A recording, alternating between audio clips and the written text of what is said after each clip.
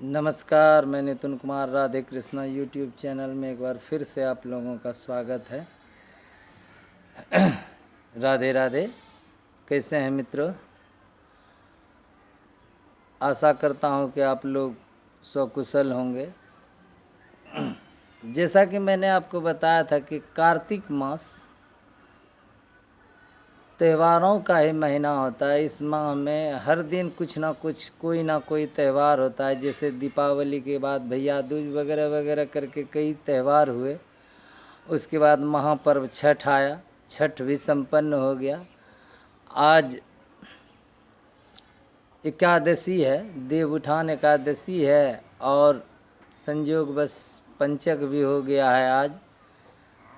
तो देव उठान एकादशी का अर्थ होता है कि देवता भगवान श्री हरि विष्णु जी अपनी चिर निद्रा से 4 मास की निद्रा से आज के ही दिन जगते हैं। वह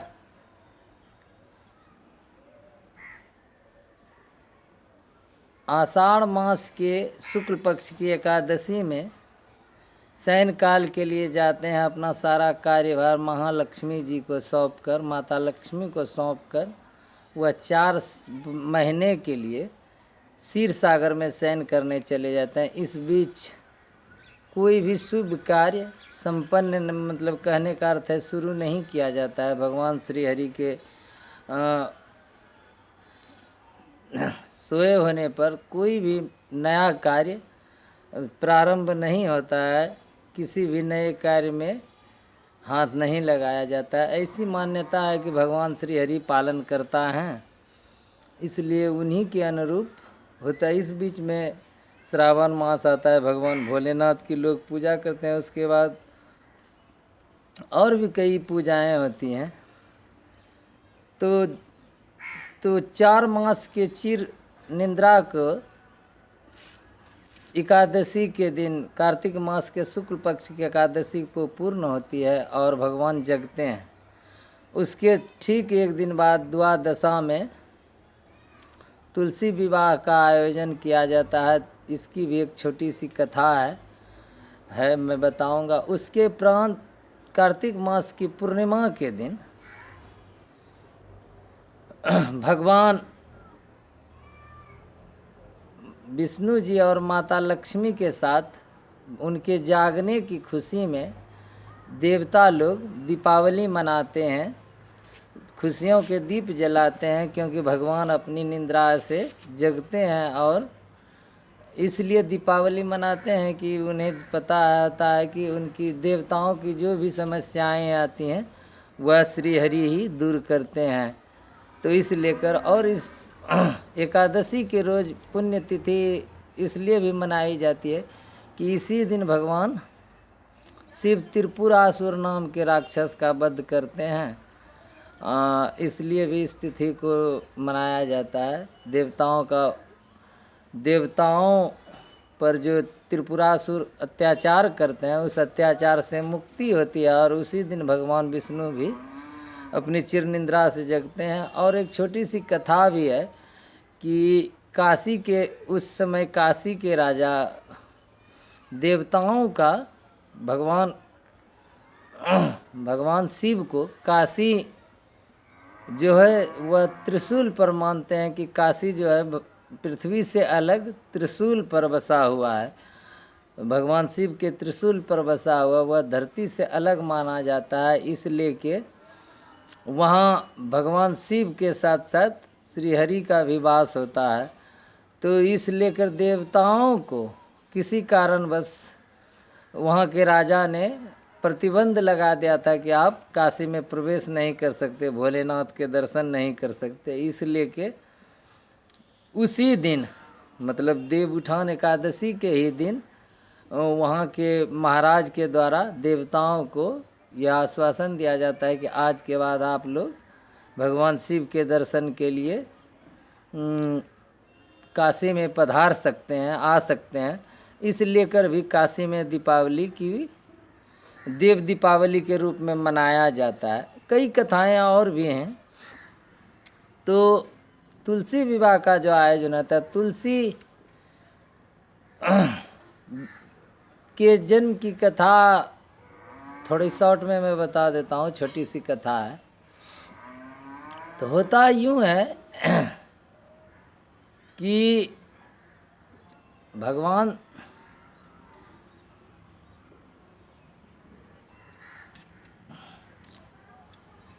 एक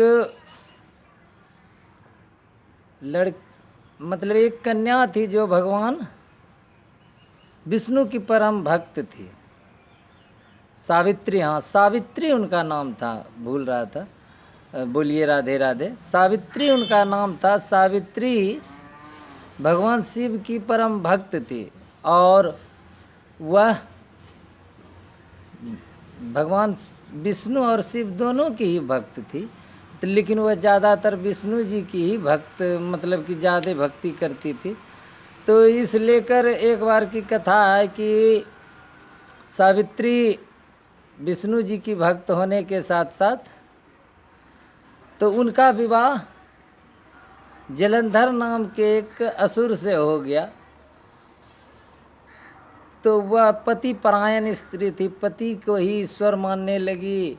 श्री हरि के साथ साथ वह जलंधर की भी उसी प्रकार से पूजा करती थी। जलंधर जो था वह असुर कुल में था, मतलब था, इसलिए वह देवताओं का बैरी था। देवता से वह बैर रखते थे और स्वर्ग पर आक्रमण कर स्वर्ग को भी जीत लेते हैं। सभी देवता भगवान श्री हरि की के पास जाते हैं, याचना लेकर, कहते हैं प्रभु जलंधर नाम के असुर ने हमें स्वर्ग से पतित कर दिया, बहिष्कार कर दिया। देव दानव के युद्ध में उन्होंने हम लोगों का हरा देते हैं। इस प्रकार से उसके बाद उन्माद तो होकर, कहने का अर्थ शिव महापुराण के कथा के अनुसार जलंधर जो थे वह भगवान शिव के ही अंश से उत्पन्न हुए थे।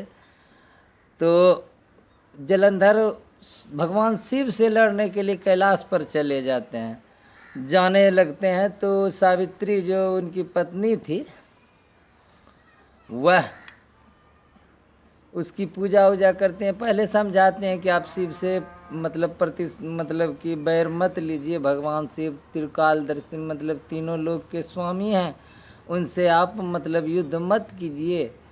लेकिन ऐसा कहने पर वह मानते नहीं हैं। तो इस प्रकार से जब मानते नहीं हैं,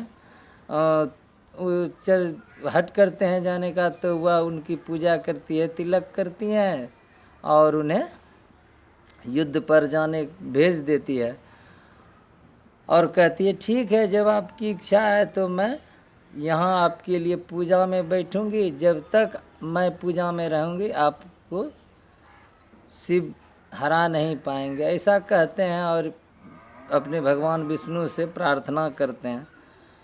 तो वो जाते हैं, भगवान शिव से जलंधर का युद्ध होने लगता है। दोनों में भयंकर युद्ध होने लगता है और युद्ध के कारण तो इधर सभी देवता श्री हरि भगवान विष्णु के पास जाते हैं, कहते हैं प्रभु।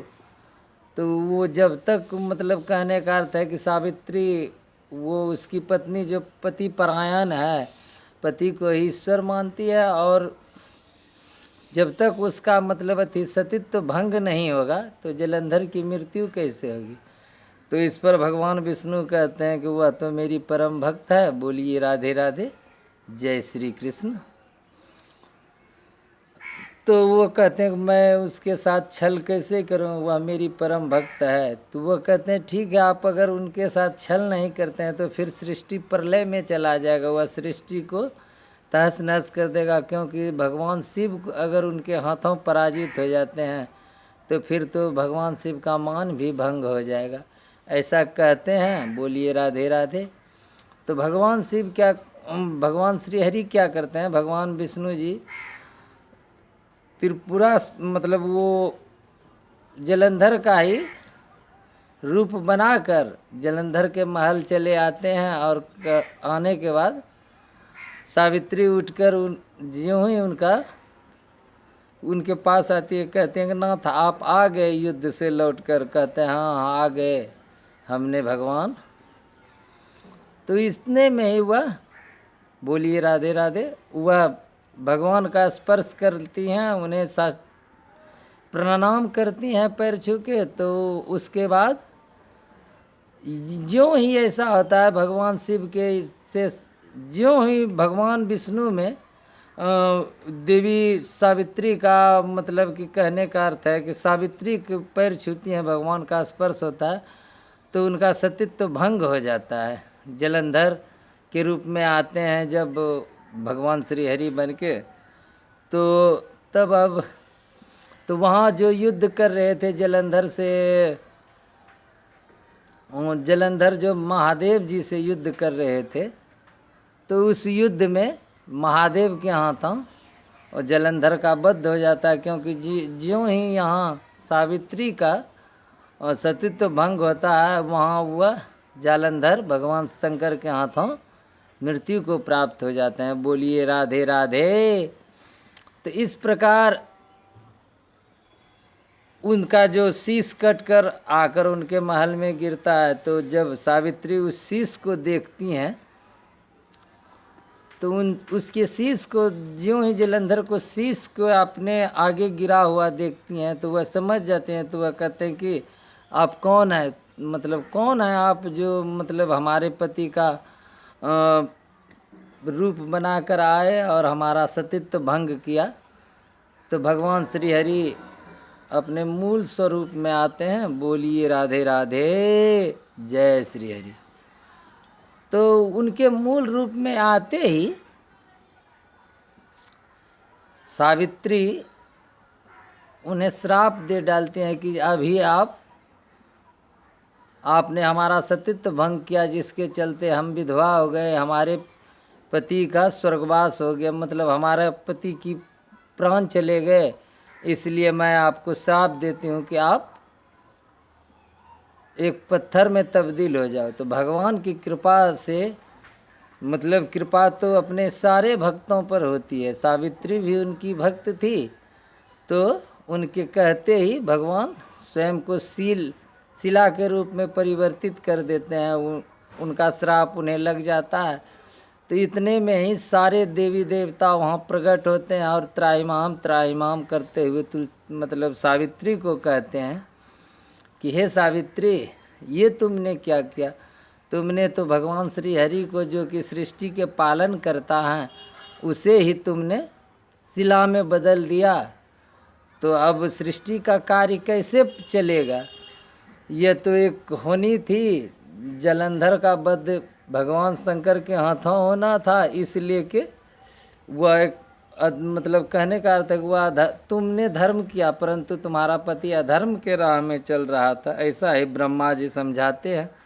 तो सभी देवी देवताओं को समझाने के बाद सावित्री उन्हें पुनः मूल रूप में आने के लिए कह देती हैं, कहते हैं कि आप अपने मूल रूप में प्रभु लौट आइए। तो भगवान श्री हरि क्या कहते हैं, उस शिला से पुनः मूल रूप में आ जाते हैं और शिला का रूप भी उनका उसी जगह रह जाता है। तो भगवान श्री हरि जब मूल रूप में आते हैं, तो देवी इधर सावित्री जो है वह सती तो होने के लिए अपने पति का शीश लेकर सती होने के लिए चली जाती हैं। तो इस पर भगवान विष्णु कहते हैं कि तुम सती होने जा रही हो, जाओ, लेकिन तुम्हारा जो मतलब श्राप हमें लगा है वह सदैव रहेगा, और मैं शालिग्राम के रूप में सदैव तुम्हारे साथ रहूँगा और हर घर में तुम्हारी पूजा होगी, तुम्हारी कीर्ति का कभी क्षय नहीं होगा। बोलिए राधे राधे। तो इस प्रकार से उन्हें आशीष देते हैं। और वह जब सती होती है तो उसी राख में से एक पौधा निकलता है, जिसे तुलसी का पौधा नाम दिया। ब्रह्मा जी कहते हैं यह तुलसी के नाम से जाना जाएगा, और इसी के मतलब तुलसी के ही जड़ के नीचे भगवान श्री हरि शालिग्राम के रूप में निवास करेंगे। और ये इनकी पूजा हर घर में होगी। बोलिए राधे राधे, जय श्री हरि। तो इसके प्रांत जब यह कथा मैंने आपको तुलसी विवाह के बारे में इसलिए कि इसी तिथि द्वादश के तिथि के रोज हर वर्ष तुलसी विवाह होता है, जो इस बार भी होगा। तो उसके उपरांत देवउठान एकादशी के ठीक 5 रोज बाद, मतलब कहते हैं कार्तिक पूर्णिमा के रोज, भगवान कार्तिक का जन्म भी इस पूर्णिमा के ही दिन हुआ था, इसलिए कि भी इसका नाम कार्तिक पूर्णिमा कहा जाता है। तो भगवान कार्तिक जी के इस दिन हर जगह मेले भी लगते हैं कार्तिक पूर्णिमा का। और भगवान श्री विष्णु जी को, जो कि दीपावली के समय वो भगवान श्री हरि सोए रहते हैं, तो उसी के बीच मतलब लक्ष्मी जी का प्रादुर्भाव अमावस्या के रोज होता है, तो उस दिन उनकी पूजा होती है। और भगवान श्री हरि के मतलब अनुपस्थिति में भगवान श्री गणेश उनका नेतृत्व करते हैं माता लक्ष्मी के पूजा में। इसलिए कि आप लोग जब गणेश और लक्ष्मी जी की पूजा दीपावली की रात्रि में होती है, तो भगवान की अनुपस्थिति में ही, क्योंकि उस समय भगवान सोए रहते हैं, तो इस लेकर उस पूजा में भगवान श्री हरि के बदले गणेश जी उनका प्रतिनिधित्व करते हैं। ये मैंने अगले वीडियो में आपको बताया ही था।